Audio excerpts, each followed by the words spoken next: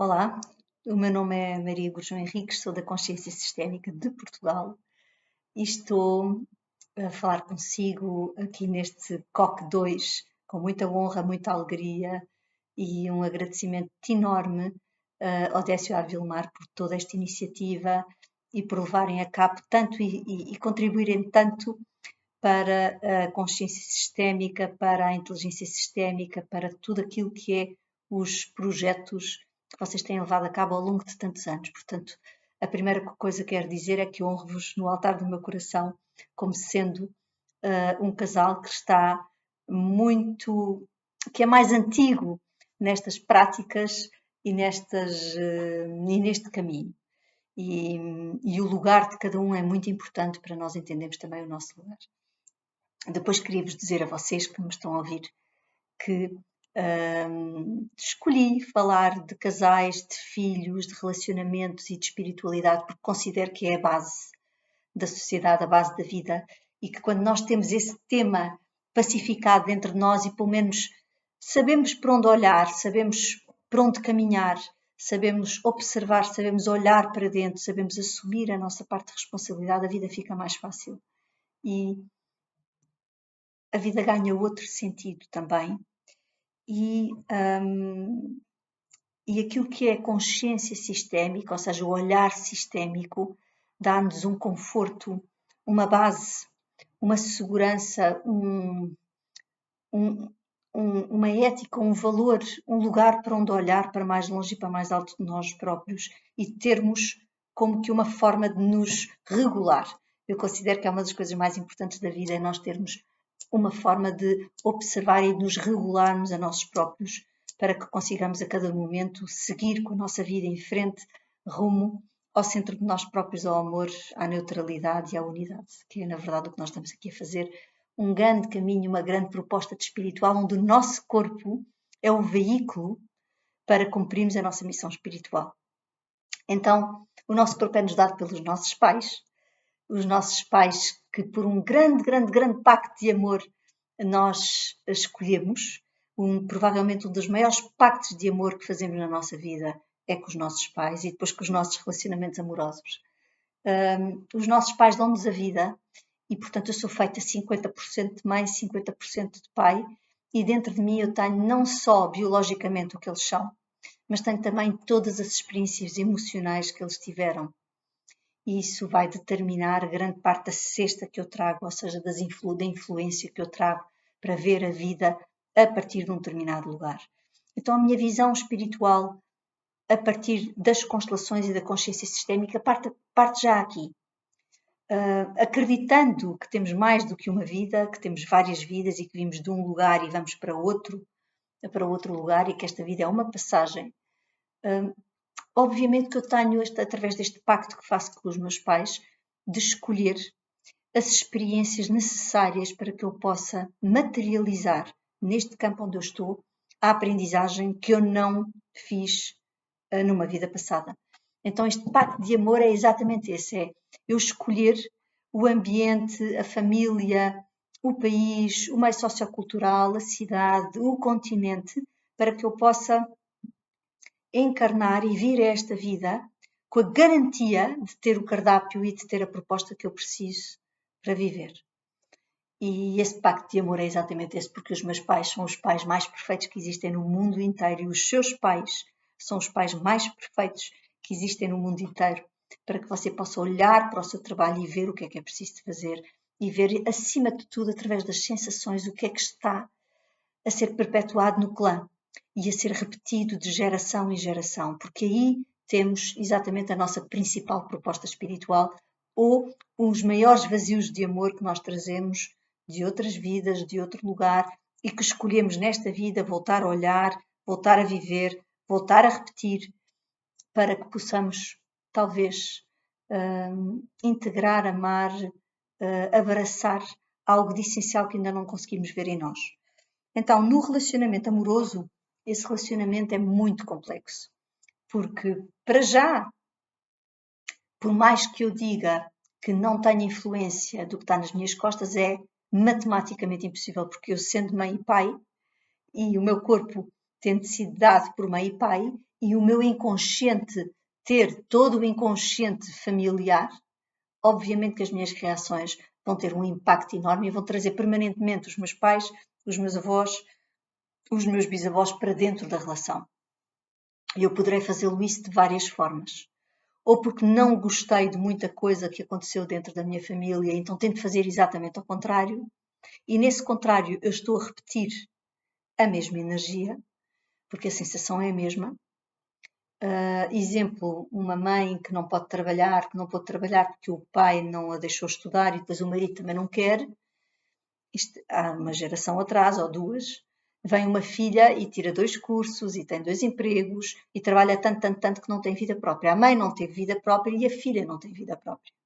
Mas a verdade é que elas estão por oposição. Elas estão a ter uma vida exatamente oposta uma à outra. E a filha quer trabalhar e ter 2 cursos, etc., e que estudar bastante para compensar aquilo que a mãe não fez. Portanto, a dor da mãe é o motor, ou eu diria mais, a gasolina que ela põe dentro do motor para andar com a vida dela para a frente.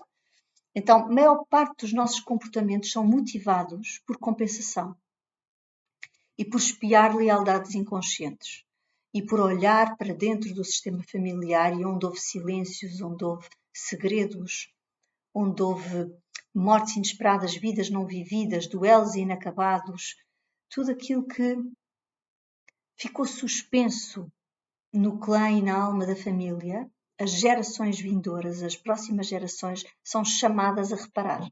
E assim acontece também com a própria sociedade e a própria história da vida, das nossas vidas. Porque nós sabemos que atrás de nós há uma história dos países, há uma história da evolução da humanidade, e tudo o que ficou suspenso, tudo o que ficou inacabado, tudo o que ficou silenciado, gerações e gerações e gerações futuras são chamadas a reparar e a concluir aquilo que ainda não foi feito. Então, agora indo para a relação amorosa, se eu tenho dentro da relação todo o sofrimento do clã feminino e do clã masculino, e eu sendo mulher naturalmente que irei estar muito mais vinculada a essa lealdade inconsciente do clã feminino, porque eu aprendo a ser mulher é com as mulheres e os homens aprendem a ser homem com os homens, eu vou de alguma maneira ter tendência para querer reparar ao preço do meu próprio destino aquilo que não ficou visto, aquilo que não ficou reconhecido, os destinos que não foram possíveis de serem cumpridos. Então, duas pessoas que se apaixonam e que se encontram, espiritualmente falando, não são elas que se apaixonam. Quem se apaixona é o inconsciente delas. E, portanto, se eu sou 97% de inconsciente, obviamente que numa empresa com 2 ou 3 sócios, se um tem 1% de cotas, o outro tem 2% de cotas e o outro tem 97% de cotas, já sabemos quem é que manda na empresa. Então, quem manda na nossa vida é o nosso inconsciente. Só que nós não conseguimos mergulhar e descodificar o nosso inconsciente com muita facilidade. Primeiro porque dói. E porque aquilo que dói e que lá está foi mandado para lá sob a nossa supervisão por ser intolerável dentro da nossa supervisão lidar com aquele conteúdo. Portanto, não só nós mandamos para lá porque não conseguimos lidar com isso, como ainda blindamos a possibilidade, porque dói muito. Então, quando nós olhamos para um iceberg físico, um cubo de gelo no meio do mar, que não é nada um cubo de gelo, uma pirâmide de gelo, nós sabemos que se eu quiser mergulhar dentro do mar e ir estudar as camadas e camadas e camadas que esse iceberg tem, eu não vou conseguir fazê-lo com o meu próprio corpo, porque vou simplesmente morrer de hipotermia. Portanto, não há como, nós não temos um corpo e condições que nos permitam fazer este mergulho. Então, torna-se difícil também ter condições de fazer este mergulho por nós próprios em relação ao nosso próprio inconsciente. Então, a outra pessoa aparece na nossa vida como a pessoa que na superfície nos vai ativar aquilo que nós precisamos de ver em nós, que nos vai ativar as sensações que nós debaixo da tal supervisão que não foi tolerável, mandámos para trás, e que esta pessoa, por um pacto de amor, aceita fazer essa função para nós. Portanto, sendo os inconscientes a apaixonarem-se numa fase inicial, é tudo muito bonito, porque as pessoas alimentam-se, gostam, principalmente nós vemos no outro, ou sentimos que o outro nos proporciona, um restaurar de algo perdido, um restaurar de algo essencial, um restaurar de uma saudade que temos de alguma coisa que tínhamos deixado de viver. E nesse momento, eu estou como que a viver quase que através da minha alma indireta características minhas. Claro que esta pessoa, primeiro eu vou enganchar porque vou-me alimentar dessa energia e dessa possibilidade de eu me voltar a tornar, a sentir a sensação de liberdade, a sensação de alegria, enfim, todas as sensações que nós sabemos que o princípio das relações trazem. E logo a seguir eu vou enganchar e sentir exatamente o oposto. Então, uma mulher e um homem, quando se encontram, eles encontram-se num nível 2, porque o nível 1 é o nível do meu próprio processo de individuação, do meu próprio despertar espiritual, da minha própria consciência como ser humano nesta vida, a fazer um caminho de individuação, a fazer um caminho de consciência, a fazer um caminho de descoberta e de recordar quem sou. E quando eu não faço isto conscientemente comigo, a relação vai-me servir para me alimentar. E quando eu vou para a relação para me alimentar, estou a carregar um peso no outro que o outro não vai aguentar. Porque ele não se pode tornar no meu pai, não se pode tornar na minha mãe, não se pode tornar em todas as questões que eu não consegui olhar e que eu não consegui ver. Pesa mais, para além de que também eu não o consigo ver como ele é, porque estou a colocar em cima dessa pessoa todas as minhas necessidades. Então há o nível 1 da relação, que é o nível onde as pessoas se encontram com elas próprias. O nível 2, que é quando a relação se torna relação, que é homem e mulher se juntam. E o nível 3, que é o nascimento dos filhos, quando existem. E nós, a maior parte das vezes, fazemos da relação com os filhos o centro da relação do casal. Uma outra coisa também muito importante, e portanto há uma total inversão da ordem sistémica e os problemas começam a ser muito graves porque os filhos começam com arrogância a tomar conta dos pais, os filhos também não têm maturidade, nem o lugar deles é esse, de estarem no centro e decidirem, e o casal com os filhos no meio tem tendência para se separar. Porquê? Porque o casal, sistemicamente, precisa de estar sempre a olhar para mais longe e para mais alto, para algo comum que ambos têm, e que conscientemente conversam sobre isso, e que não pode ser os filhos. Porque os filhos crescem, saem de casa, vão para o mundo, vão para a vida, e o dia da manhã é um dia onde os filhos estão, e tecnicamente nós não estaremos, porque somos mais velhos que eles. E, portanto, não é uma boa ideia para um casal colocar no centro os seus filhos, ou mesmo não colocando os seus filhos no centro, fazer do seu projeto de vida os filhos. Os filhos é um projeto de vida, um dos projetos mais importantes que nós temos, a seguir a nós próprios, mas não pode ser o projeto do casal. O casal precisa de olhar para algo comum, que seja espiritual, que seja mental, que seja emocional, que, se possível, de várias linhas, de várias ordens destes fatores, para que nos momentos de crise haja força, para que nos momentos de crise haja algo que suporte, algo que possa alimentar e sustentar e suportar a relação naquilo que é o seu potencial de individuação. Porque eu não individuo com o outro, eu individuo comigo, mas o outro mostra-me partes essenciais de mim que sem a existência dele eu não tenho como alcançar. E essa é uma das questões principais e importantes, porque nós amamos o outro e o outro não tem nada a ver com o facto de nós o amarmos, porque se eu o deixar de amar de um momento para o outro, se houver alguma quebra dentro de mim que mude o meu olhar e que mude o lugar a partir do qual eu olho e eu sinto esta pessoa, por mais esforço que ela faça para reconquistar o olhar e o amor a partir do qual que eu emanava a partir do lugar onde eu estava, essa pessoa não consegue. Porque é um tema interno. Eu também, se quiser resgatar isso, às vezes também não conseguimos. Portanto, nós amamos o outro e o outro não tem nada a ver com isso. Não depende de nada do que ele faça, mas sim de um lugar e de um papel muito importante que essa pessoa desempenha dentro de nós.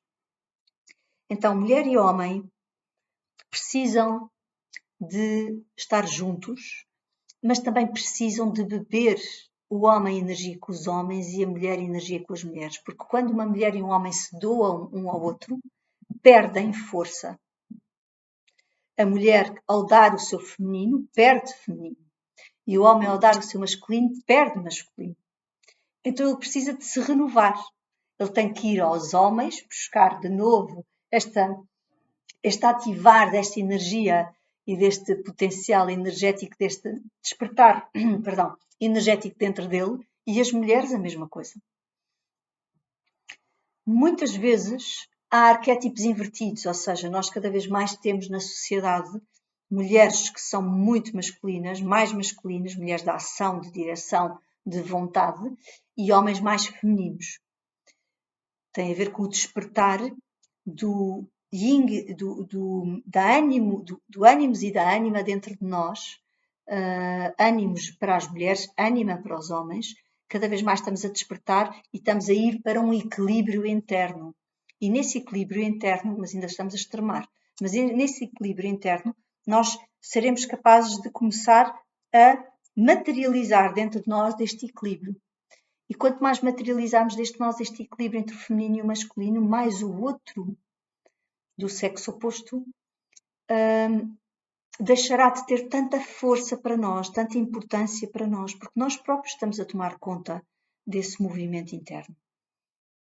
Mas a verdade é que muitas vezes, com mulheres mais masculinas, ou uma mulher que se movimenta, que tomou bem o seu pai, e portanto tem a sua direção, tem o seu foco, tem a sua vontade, e também tomou a sua mãe, tem, ou seja, a vida, a intuição, a criatividade, tudo aquilo que tem a ver, a mãe dá a vida e o pai dá a direção. A mãe dá a intuição, o pai dá a vontade. E, portanto, nós para termos sucesso na vida, sucesso de realização, que é para mim o sucesso mais importante, que é o sucesso espiritual, que é eu reconhecer quem sou e o que eu estou a fazer com este corpo na Terra, que é o meu veículo para eu ter a minha experiência espiritual, importa pouco eu estar virada para aquilo que é os resultados do que eu faço. Importa muito mais eu perceber como é que eu me sinto com aquilo que eu faço. E quando eu me sinto bem com aquilo que eu faço, o resultado de fora para dentro é que as coisas acontecem e vêm parar a mim. Caso contrário, há tendência para bloqueios. Então, vamos imaginar que há um casal onde a mulher tem muita capacidade de direção e está bem com o seu masculino e o homem não está bem com o seu masculino. Porque não tomou o seu pai, por exemplo. Porque ainda tem um movimento interrompido com o seu pai. Nessa altura, este homem vai se interessar por esta mulher muito pela admiração que ganha dela, pela sua capacidade de iniciativa, de foco, de materialização. É um exemplo. Posso depois, se quiserem, também dar outro exemplo ao contrário. Eles vão se apaixonar e, ao se apaixonarem, ele começa a despertar dentro de si e com o convívio com esta mulher, porque os arquétipos estão ao contrário, começa a despertar essa capacidade e esse foco de direção, porque o convívio com ela lhe desperta isso. Há de haver um momento onde aquilo que provocou o apaixonamento deste homem a esta mulher, ele resgata pelo convívio essa capacidade e essa qualidade dentro dele e começa a competir com ela. E a partir do momento em que começa a competir com ela, ela que sentia que aquele era o motivo de admiração deste homem para estar com ela, começa a sentir que é o motivo de crítica, é o motivo de perda de força, de eliminar força, de tirar força a ela nessa parte. E, portanto, aquilo que seria o gancho e aquilo que é o início dessa relação do ponto de vista sistémico transforma-se na perda de força dessa relação. E o mesmo pode acontecer ao contrário. Um homem que é mais feminino e que lida melhor com a criatividade, com a quietude, com o tomar da vida, e a mulher que o convívio com este homem começa a tornar-se muito mais calma, muito mais virada para dentro, muito mais intuitiva e de repente está a competir com este homem. E naturalmente a crise acontece. Então as crises acontecem quando os arquétipos e as sombras são ativadas. E essas sombras são ativadas pela projeção que eu faço no outro daquilo que eu não tenho em mim e daquilo que eu quero resgatar em mim. Então o pacto de amor é este, é um pacto de amor espiritual muito profundo, que é eu escolho não no nível terreno, mas num nível muito mais subtil da mente e da matéria, ou seja, num nível onde eu estou próxima do meu eu superior, daquilo que é o meu self, ou seja, a minha estrutura divina interna. É a partir desse lugar que as escolhas são feitas e os pactos de amor são feitos. E, portanto, o pacto de amor é aquele que, por dor e por saber o preço que isso lhe vai causar, apesar disso, porque sabe que o amor está acima de todas as formas físicas, aceita estar na vida desta pessoa. E assim é com os nossos pais, e assim é com os nossos filhos, e assim é com os nossos relacionamentos amorosos. Então, este é um princípio sistémico muito importante de observar e de perceber que a única forma, muitas vezes, que eu tenho de contactar com determinados conteúdos é através daquilo que o outro me mostra ou daquilo que o relacionamento ou a atitude, as ações dessa pessoa me acordam em mim e despertam em mim, de difícil, naturalmente. Sejam felizes.